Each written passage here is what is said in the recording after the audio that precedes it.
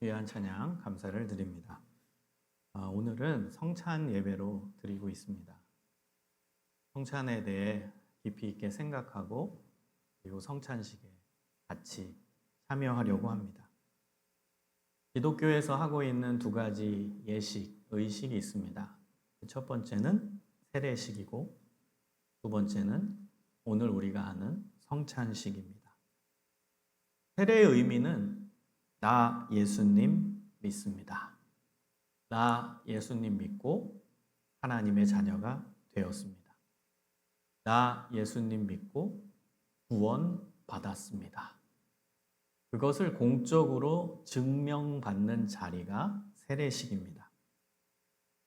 여러분 여기 다 대부분 세례를 받으셨을 것인데요. 지금 우리 장로교에서 하고 있는 세례는 약식 세례입니다. 물을 끼얹어서 하는 세례죠.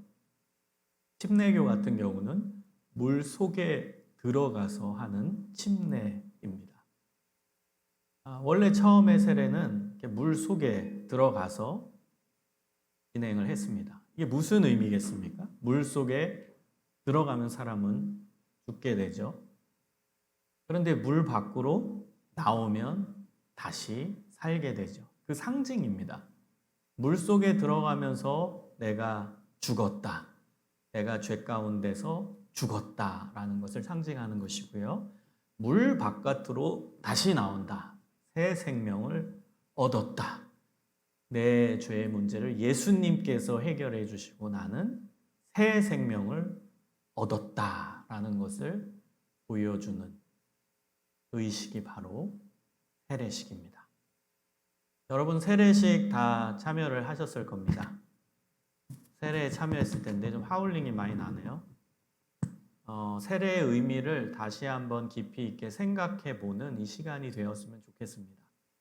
그리고 성찬식을 세례식과 연계해서 여러분 바라본다면 내가 세례 받았을 때 그 마음가짐, 세례 받았을 때 그 감격, 세례 받았을 때 고백했던 신앙의 고백을 다시금 리마인드하는 시기, 그 의식이 바로 성찬식입니다.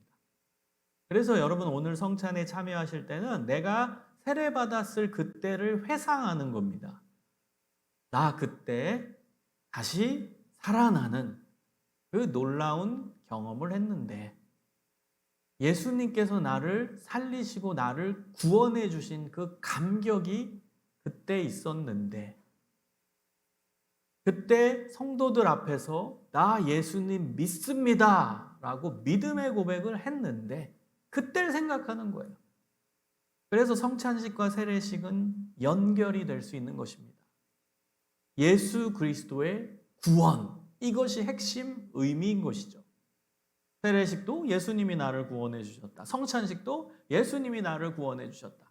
그 구원에 대한 회상, 구원에 대한 고백, 구원에 대한 감사, 구원에 대한 믿음, 이것이 담겨있는 의식이 바로 세례식과 성찬식이라는 것입니다. 여러분 오늘 우리가 참여하는 이 성찬식은 우리 마음대로 만들어서 하는 건 아닙니다. 예수님께서 우리에게 명령하신 부분입니다. 부탁 겸 명령입니다. 좀 해달라라는 부탁이면서 동시에 제자들한테 해라 라는 명령이었습니다. 그래서 그 말씀에 의지해서 우리는 오늘 성찬식에 참여하려고 하는 것입니다. 오늘 본문을 보시기 바랍니다. 오늘 본문을 보면 예수님께서 잡히시던 그날 밤에 마지막으로 제자들과 함께 만나서 만찬을 하십니다. 그리고 예수님께서는 그때 성찬식을 하시는 그 첫 번째 성찬을 우리 제자들에게 보여주셨고 우리 지금 2022년도에 신앙생활을 하는 우리에게도 보여주고 계시는 겁니다. 여러분 26절을 보세요. 떡을 가지사 축복하시고 떼어 제자들을 주시며 가라사대 받아 먹으라. 이것이 내 몸이니라. 예수님께서는 떡을 들어 축복 기도를 하셨습니다. 그리고 나서 제자들에게 주시며 먹으라고 말씀하십니다.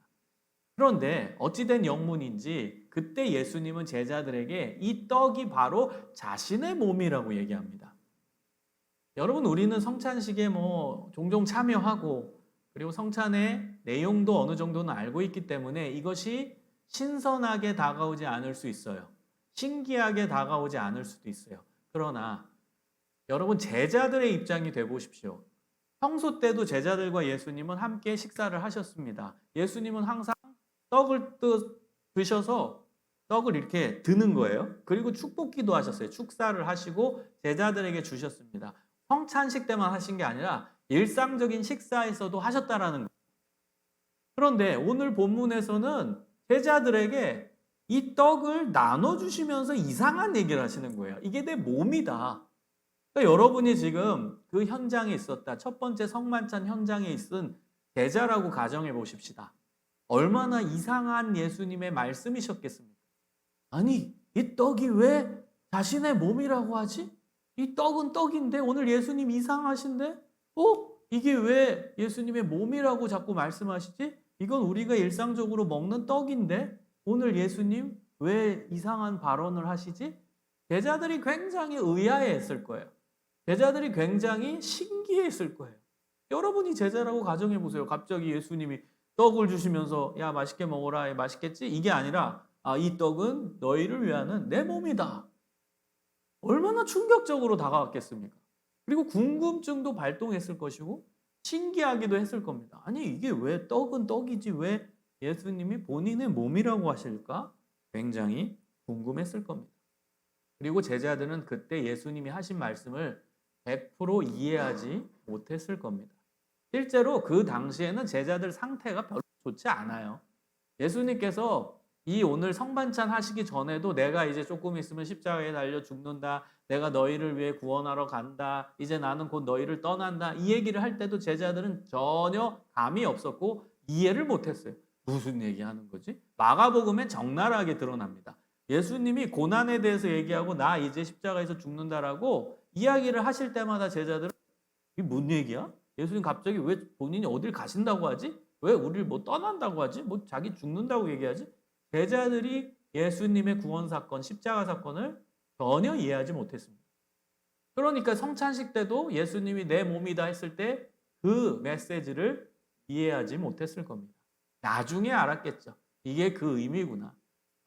예수님 십자가 사건 이후에 제자들이 그때 마지막 예수님 잡히시던 그날 밤에 말씀하셨던 내용이 십자가에서 찢기는 예수님의 몸을 얘기한 게 맞구나. 그때 정확하게 이해했겠죠. 예수님의 그 몸, 십자가에서 찢기는 그 몸을 상징하는 게 떡인 거예요.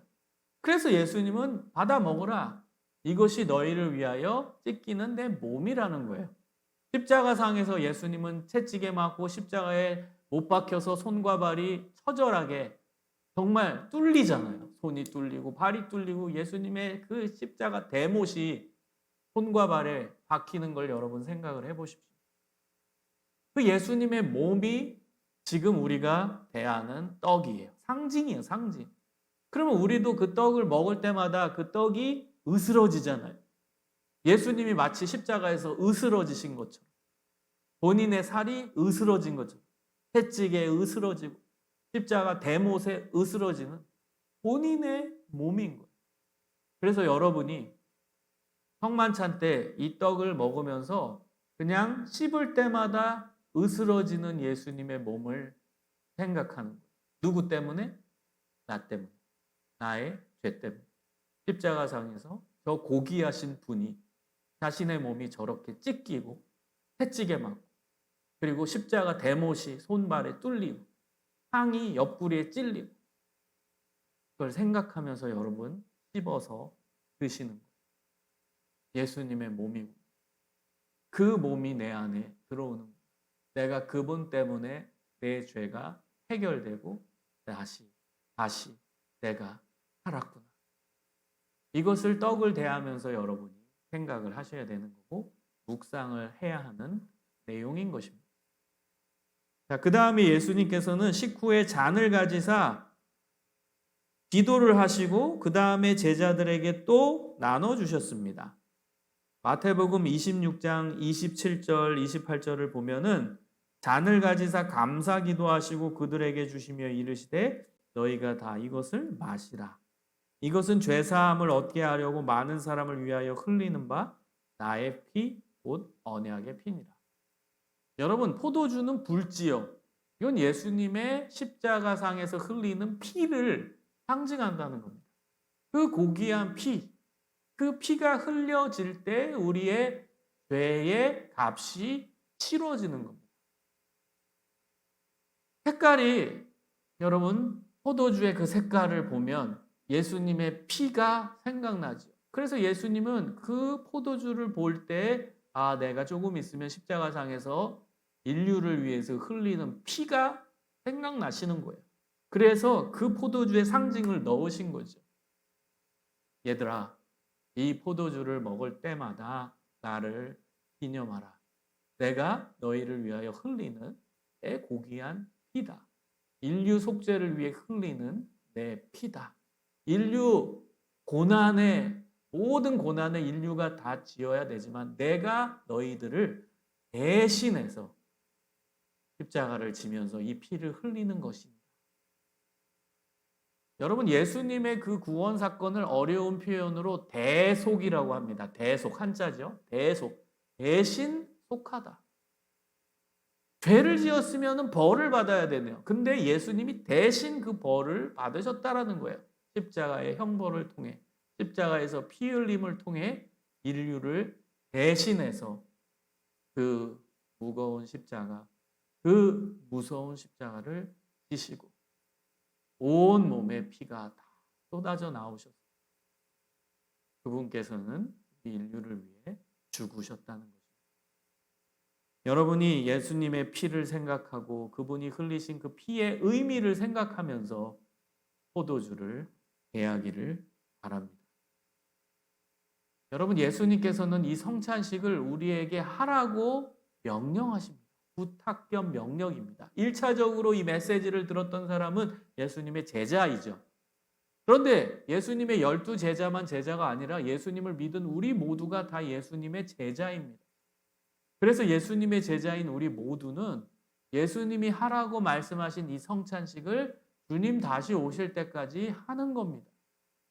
예수님께서 우리에게 명령하시고 말씀하신 가장 중요한 핵심이 이것을 행하여 나를 기억하라 입니다. 이 의식을 행하면서 나를 기억하라. 여러분, 이게 핵심이에요.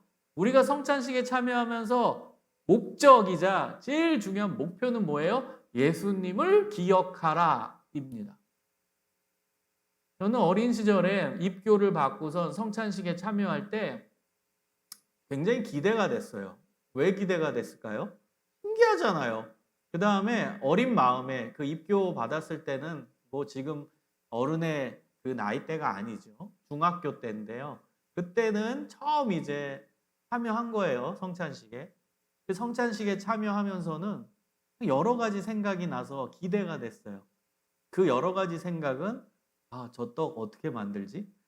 저 포도주는 어떻게 만드는 걸까? 저 떡 맛은 어떨까? 제가 예전에 다니던 어린 시절 다니던 교회는 떡을 실제로 교회 권사님들이 그리고 그 떡을 갖고 성찬식을 했기 때문에 어린 마음에 그 회중성에 처음 앉아가지고 야, 떡 어떻게 만들었을까? 저 떡 맛은 달까? 어떤 맛일까? 그리고 제일 궁금한 거는 그 포도주죠.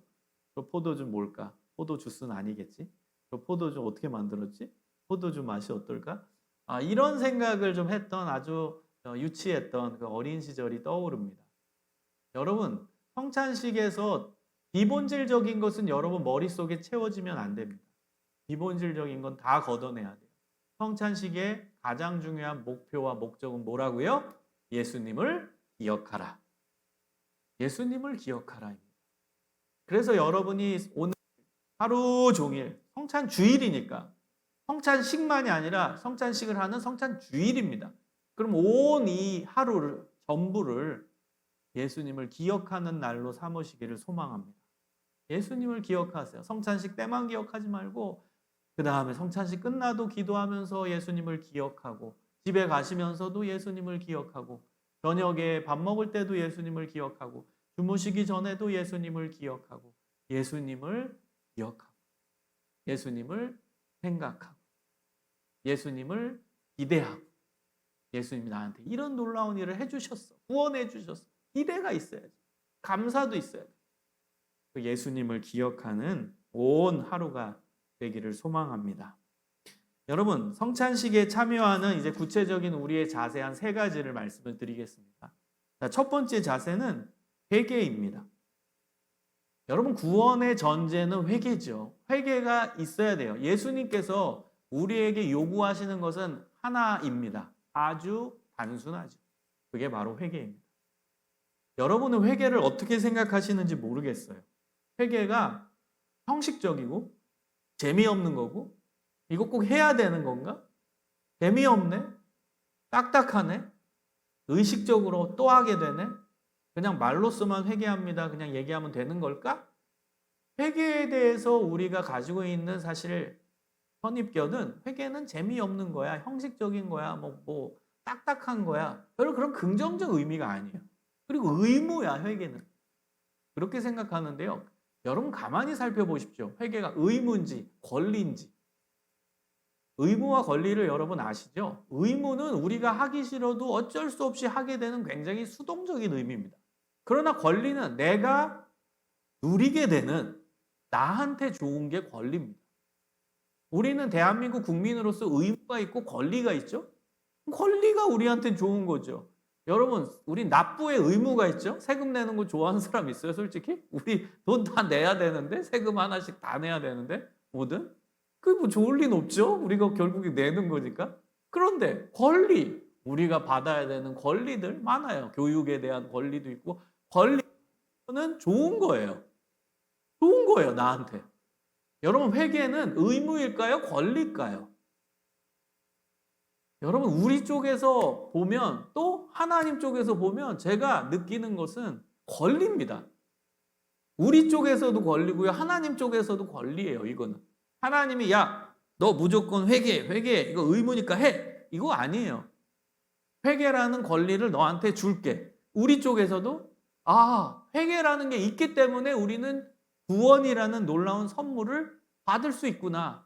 용서라는 선물을 받을 수 있구나. 이건 권리입니다. 여러분, 회개를 너무 의무로 치부하지 마시고 의무로 매도하지 마시고 의무로 재미없어 하지 마세요. 우리는 의무하면 재미없잖아요. 저도 대학에서 가르치는 사람인데요. 여러분, 의무 수업이 있잖아요. 필수 수업. 그 다음에 선택 수업이 있잖아요. 학생들의 태도가 달라요. 선택 과목 들어갈 때가 정말 저도 개인적으로는 더 재밌습니다. 왜? 선택 과목은 자신들이 듣고 싶어서 온 애들이에요. 그러니까 자세가 달라요. 굉장히 표정도 밝고 적극적이에요. 근데 필수 수업은 어쩔 수 없이 들어야 되는 부분이 있어요. 그 과목 듣고 싶어서 오는 아이도 있지만 그거 듣고 싶지는 않지만 필수기 때문에 오는 학생들도 있는 거거든요. 그렇기 때문에 수동적인 학생들이 꽤 있어요. 필수 수업 들어가 보면. 여러분, 회개가 의무가 되면은 억지로 하는 게 있을 수밖에 없어요. 내가 하기 싫은데 뭐 해야 되니까. 그런데요, 하나님은 회개를 의무로 보지 않습니다. 그리고 그런 의무로서의 회개는 받으시지 않습니다. 우리 하나님은 마음을 보시는데 하기 싫은데 회개해야 되니까 뭐 어쩔 수 없이 한다. 그거 하나님 받으시겠어요? 우리 하나님 마음 보시는 분인데. 그래서 의무가 아니라 권리인 거예요. 권리는 자기가 하고 싶어서 하는 거거든요. 권리는 좋으니까 받는 거거든요. 그러니까 계속 하고 싶죠. 권리라는 건 내가 받는 건데 계속 누리고 싶지 않겠습니까? 그러니까 자발성이 그 안에서 나오게 돼요. 권리이면. 그 회개는 여러분 권리입니다. 하나님이 우리에게 주신 권리. 아주 쉽게 생각해 봅시다. 여러분, 하나님께서 인간들을 보시고 저 인간들은 저렇게 죄밖에 안 짓냐? 저 인간들은 저기 벌 받아야 되는 마땅한 놈들이다. 쟤네들은 내가 저렇게 사랑을 베풀었는데 어떻게 그 사랑에 감사도 못하고 저렇게 나쁜 짓만 하냐? 쟤는 어떻게 맨날 저렇게 회사 가서 실수만 하냐?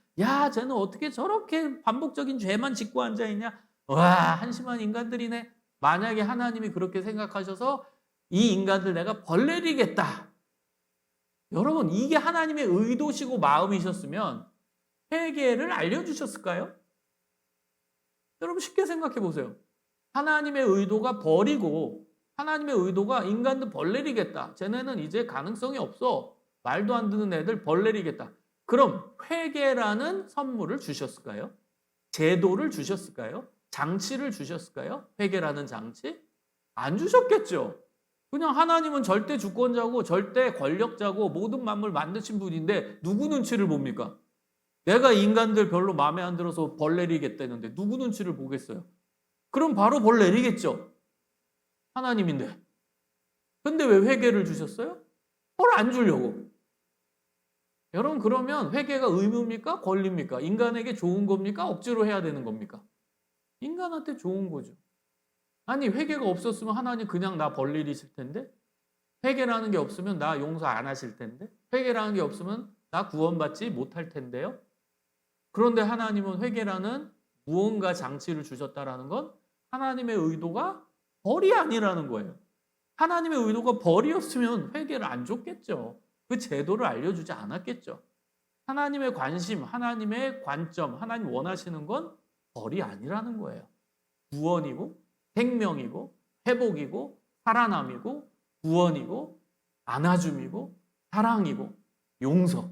이게 하나님의 관심이라. 그래서 회개라는 선물을 주신 거예요. 그래서 회개는 그 선물을 받아 누리는 권리가 되는 겁니다. 여러분 회개하십시오. 고린도전서 11장 28절에서 29절에 보면 예수님께서 이렇게 말씀하십니다. 사람이 자기를 살피고 그 후에야 이 떡을 먹고 이 잔을 마실지니 주의 몸을 분별하지 못하고 먹고 마시는 자는 자기의 죄를 먹고 마시는 것이니라. 사람이 자기를 살피고 그 다음 성찬식에 참여하래요. 그 살핀다라는 의미가 회개입니다.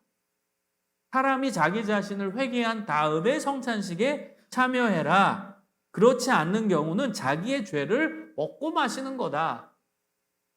이렇게 예수님은 성찬식의 전제 조건으로 회개를 언급하신 겁니다. 예수님의 십자가 사건이 뭐예요? 우리의 죄의 문제를 해결해 주시는 사건이 십자가 사건이에요. 근데 그 십자가 사건을 회상하고 감사하는 이 성찬식에 계속 죄가 있는 상태로 참여하면 안 된다는 거예요. 예수님의 십자가 사건 자체가 죄를 없애는 사건인데 그걸 회상하고 기념하는 이 순간에도 내 마음속에, 내 머릿속에 죄가 가득하다. 그러면 안 된다는 거예요. 그래서 회개하고 성찬식에 참여해라. 성탄에 참여하는 우리의 자세 첫 번째는 회개입니다. 회개의 가장 중요한 부분이 뭐예요? 간절한 마음이죠. 회개는 여러분 형식적이 되면 안 돼요. 그 부분은 예수님이 받지 않으세요. 형식적 회개는. 형식이 안 되려면 여러분 마음에서 우러나오는 회개여야 돼요. 그러려면 생각하고 회개하세요. 이게 우리의 실천입니다. 우리는 회개를 너무 기계적으로 해요. 형식적이 된 거죠. 주님 잘못했습니다. 알고 지은 죄, 모르고 지은 죄, 일상 속에서 지은 죄 용서해 주세요. 잘못했습니다. 잘못했습니다. 너무 기계적이에요. 회개는요, 여러분 생각하고 하십시오. 그래야 간절함이 나와요. 여러분의 일상생활을 쭉 반추해보고 생각해 보면서 내가 어디에 문제가 있었나? 내가 어느 부분에서 다른 사람들에게 상처를 주었는가? 내가 내 자신한테 죄를 지은 건 없는가? 여러분 고린도전서는 자기 자신한테 죄를 짓는 게 있어요. 뭐 예를 들면 음란. 이건 자기 몸에 죄를 짓는 거라고 고린도전서에 나와요. 자기 자신한테 하나님이 주신 이 거룩한 육체에 내가 죄 지은 건 없는가? 자기 자신을 돌아보는 거예요. 생각하고 그 다음에 회개를 하는 거예요. 그래야 간절함이 나와요. 이 회개를 하고 성찬에 참여하십시오. 자, 두 번째입니다. 성찬에 참여하는 자세는 예수님이 베풀어 주신 구원의 은혜에 대한 감사입니다. 여러분 우리가 이제 추수감사주일이 이제 코앞에 다가왔는데요. 여러분 추수감사절의 이제 핵심이 감사잖아요. 그런데 그 감사에 여러 가지 이제 목적이 있죠. 이유가 있죠. 감사하는 이유. 왜 감사하는지.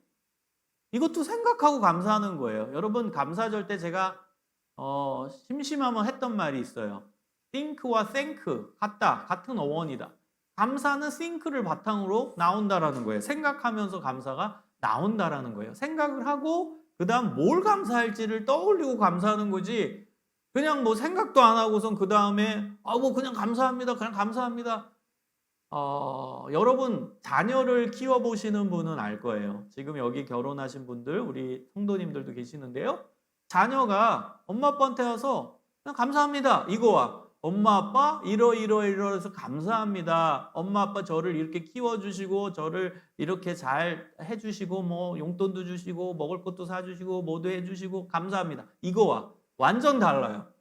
그냥 다짜고짜 와서 감사합니다. 뭐 감사한 거지? 진짜 제가 감사한 거 맞는가? 생각이 들어요, 실제로. 여러분 부모 입장에서 뭐 어버이날 때 이렇게 와가지고 이제 뭐 이렇게 편지 쓰거나 할 때도 그냥 한 문장으로 그냥 어머니 아버님 감사합니다. 그거와 이러이러이러해서 감사합니다. 이러이러해서 감사합니다. 그건 정성의 차이가 확 느껴져요. 여러분 감사할 때 이유가 있어야 돼요. 생각하고 어떤 걸로 내가 감사한가 이 부분이 나와야 되는 거죠. 그런데 그 감사의 여러 가지 조건과 이유 중에 가장 큰 이거는 하나님께 감사하는 100% 중에서 진짜 절대 퍼센테이지를 차지하는 이 감사의 조건과 이유는 구원받았음에 대한 감사인 거예요. 이게 절대적인 감사, 가장 중요한 우리의 감사의 조건 중에 가장 큰 퍼센테이지를 차지하는 감사의 주제이자 제목이자 이유예요. 나 구원받았다. 이게 너무 감사한 거예요. 여러분 구원받았다. 이게 진짜 감사한 거예요. 여러분 이것은 놀라운 선물이고 놀라운 은혜. 그 은혜는 어떻게 온 거예요? 예수님의 십자가 사건 때문에. 그분의 십자가 지심으로 말미암아 우리 죄의 문제가 해결돼서 우리는 영원한 생명을 얻어요. 여러분 교리적으로 이해하지 마세요. 영원한 생명을 얻었다. 실제 상상을 해보세요. 영원한 생명을 얻는다. 영원한 생명. 상상해 보세요. 우리는 우리 인생의 앞길을 전혀 모르잖아요. 진짜 내일 죽을지 모레 죽을지 모르잖아요. 우리의 그렇게 연약한 인간임을 많이 우리는 요즘에 더 깨닫잖아요. 우리 몰라요. 언제 어떻게 죽을지 몰라요. 그게 연약한 우리의 인간의 실존입니다. 여러분 그런데 예수님이 우리에게 약속해 주신 것은 영원한 생명입니다. 그래서 굿뉴스예요. 우린 유한한 존재고 유한한 인생이고 길어봤자 80인생인 그 유한성을 지니고 있는데 예수님은 우리에게 약속하신 것이 영원한 생명. 여러분 이 부분에 대한 감사와 감격이 있어야 돼요. 영원한 생명을 내가 얻었다. 이미 여러분 예수님 때문에 그 영원한 생명을 얻은 자니까요. 근데 왜 감사가 안 나올까요? 그 믿음과 연결되는 거예요. 그래서 성경에서 감사를 중요하게 보는 이유가 이게 믿음과 연결되기 때문입니다. 믿음이 있어야 그 감사가 나온다는 거예요. 예수님이 여러분에게 영원한 생명을 주셨다. 근데 감사가 없어. 그러면 그거 믿음의 문제라는 거예요. 내가 그 영원한 생명을 받았다라는 믿음이 없다라는 겁니다. 쉽게 얘기하면. 그래서 감사가 기독교에서 중요한 이유가 믿음과 연결되기 때문이에요. 내가 영원한 생명을 받았다라는 믿음이 있어야 그때 감사가 나오는 것이거든요. 여러분 잘 생각해 보세요. 내가 영원한 생명을 얻다. 그럼 내 인생 성공 아닌가요? 뭐가 성공이겠어요? 이 불확실성의 시대, 지금 사회학자들이 얘기하는 시대, 불확실성의 시대. 모른다는 거예요, 미래를. 미래를 알아갈 수 없다. 또 사회학자들이 요즘 쓰는 용어가 전환기 시대예요. 이것도 모른다라는 게 시대가 전환된다, 바뀌는데 예측 불가하다 이 얘기예요. 여러분 이런 불확실성의 시대, 그 다음에 전환기 시대, 미래를 예측할 수 없는 이 시대 가운데 우리가 어디 희망을 걸고 살겠습니까? 불안하죠. 인간의 가장 큰 실존이 불안의 존재라고 실존주의자 철학자들이 얘기해요. 불안이 있어요, 인간에게. 불안. 여러분 그 불안의 문제를 어떻게 해결하겠습니까? 예수님이 나 구원해 주셨다. 끝난 거 아니에요? 나에게 영원한 생명을 주셨다. 끝난 거 아니에요? 그 믿음이 있다면 여러분 그 불안은 싹 사라져요. 인간이 가지는 그 본연의 불안, 우리 마음속, 우리 인격, 우리의 존재 속에 드러나는 그 불안, 이게 사라지는 거예요. 내 존재를 뒤흔드는 게 불안이래요.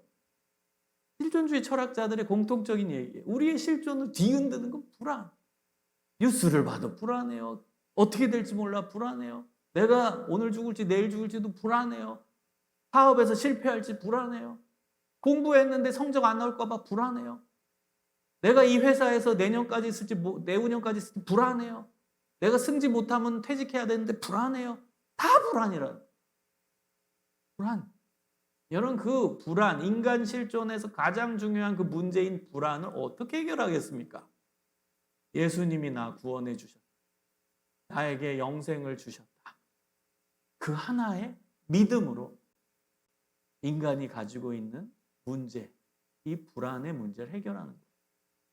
그때 내 마음에 평안이 오고, 그때 내 마음에 행복이 오고, 그때 살아갈 힘이 생기는 거예요. 여러분 영원한 생명을 주셨다라는 이 놀라운 소식, 이걸 교리적으로만 이해하지 마십시오. 내 삶 중심에 와닿아야 돼. 나 구원받았다. 그래서 초대교회 성도들은요 매일 아침 일어나가지고 무슨 의식을 행했냐면 세례를 재현했어요. 본인 스스로. 세례 받을 때 목사님이 이제 물을 끼얹잖아요. 여러분도 경험해 보셨죠? 그거를 본인 스스로 재현했어요. 초대교회 성도들. 그럼 어떻게 하냐? 아침에 이제 여러분 침대에서 일어나거나 뭐 자리에서 일어나면 머리에 손을 얹고 나 구원 받았다. 나 세례 받았다. 이걸 간절히 천천히 음미하면서 고백한 이후에 하루를 시작했어요. 나 세례 받았다. 나 구원 받았다. 여러분도 해보세요. 매일 아침 일어나면서. 나 세례 받았다. 나 구원 받았다. 이 무슨 의미예요? 나 영원한 생명을 가진 자다. 뜻이. 나 영원한 생명을 가진 자다. 여러분 어디서 담대함이 나오겠어요? 이 믿음에서 나오죠. 어디서 열정이 나오겠어요? 이 믿음에서 나오는 거예요. 어디서 행복이 나오겠어요? 이 믿음에서 나오는 거예요. 나 세례 받았다. 나 구원 받았다. 나 영원한 생명 얻었다. 이 믿음 갖고 살 때 그것이 진정한 희망의 삶이 되는 것입니다. 여러분 마지막 세 번째 자세는 예수님의 희생을 생각하며 나도 그런 삶을 살아야지 다짐하는 겁니다. 예수님은 우리에게 원하시는 게 있어요. 그 원하시는 것은 나처럼 살라입니다. 제일 어렵죠, 이 부분이. 예수님은 자신의 삶을 통해서 우리에게 알려주고자 하는 메시지 중에 중요한 메시지가 나처럼 살아라 이거예요. 그래서 예수님이 그것을 위해 본을 보이신 거예요. 예수님의 공생의 3년여간의 기간 동안에 예수님은 우리 인생이 살아야 되는 모습의 본, 샘플을 보여주신 거예요. 그러면서 예수님은 우리에게 요구하시는 거예요. 나처럼 살아라. 예수님이 우리를 무한 사랑해 주시잖아요. 그러면서 얘기하시는 거예요. 이웃을 무한히 사랑해라. 나처럼 살아라 이거예요. 여러분 예수님의 삶을 묵상하고 예수님의 사역을 생각하면서 우리가 동일하게 생각해야 되는 중요한 부분이 이 부분이에요. 예수님 멋진 분이네. 예수님 대단하시네. 예수님 역시 사랑의 왕이시네. 거기에서 끝나는 게 아니라 부담을 느껴야 돼요. 와, 나도 이렇게 살아야 되는구나. 나도 이렇게 살라는 거구나. 예수님이 우리에게 요구하시는 거예요. 십자가에서 내가 인류를 위해 모든 거 쏟아냈지, 희생했지, 섬김을 보여줬지. 하나님인데, 전능하신 하나님인 내가 모든 것을 다 찢기고 피 흘리면서 너희들에게 사랑을 보여줬지, 용서를 실천했지. 너희도 그렇게 해라. 너희도 그렇게 해라. 나처럼 해라. 이 예수님이 우리에게 요구하시고 원하시는 부분이에요. 힘들죠. 쉽지 않죠. 우리가 어떻게 예수님처럼 살겠습니까? 너무 어려운 과제이죠. 그래서 에베소서 4장 15절엔 이것이 평생의 과제임을 얘기해요. 예수 그리스도에게까지 자라가라. 에베소서 4장 15절. 예수님에게까지 자라가래요. 여러분 자라가라를 이제 어려운 교육학적인 용어, 어렵지도 않죠. 그냥 교육학적인 용어로 바꾸면 성장입니다. 성장은 보통 우리는 뭐 청소년 정도까지 얘기하죠. 뭐 아기가 태어나서 성장하고 아동부 애들이 성장하고 중고등부 애들이 성장하고 이것만 생각하는데 그 성장이라는 개념이 에베소서 4장 15절에 보면 평생이에요. 평생. 왜? 우리의 목표는 예수 그리스도이시니까. 예수님에게까지 죽을 때까지 성장하래요. 당연하죠. 여러분 우리가 예수님처럼 살아야 되는데 얼마나 성장해 가야겠습니까? 우리의 목표는 예수님처럼 사는 거거든요. 그러니까 평생의 과제라는 거예요. 계속 성장해 가야 돼요.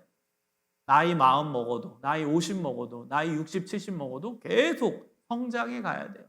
예수님이라는 목표를 향해 그분이 살았던 대로 살기 위해. 이게 우리의 평생의 과제입니다. 성찬식에 여러분 참여하면서 이 의미를 되새겨야 돼요. 예수님이 모든 것 십자가에서 쏟으신 것처럼 나도 다른 사람에게 희생하고 손해보고 섬기면서 살아야지. 예수님처럼. 이것을 기억하는 의식이 바로 성찬식입니다. 여러분 이 세 가지 자세를 꼭 마음속 깊이 새기며 성찬식 때에만 이 마음가짐 가지고 사는 것이 아닌 우리의 평생의 삶이 성찬식에 참여하는 자세로 살아가시기를 주님의 이름으로 축원합니다. 우리 함께 기도하겠습니다. 하나님 감사합니다. 이제 성찬식을 대하려고 합니다. 하나님께서 우리에게 베풀어 주신 이 놀라운 은혜의 성찬식을 우리가 참여하면서 예수님을 닮게 하시고 예수님을 따라 살게 하여 주옵소서. 예수님 이름으로 기도합니다. 아멘.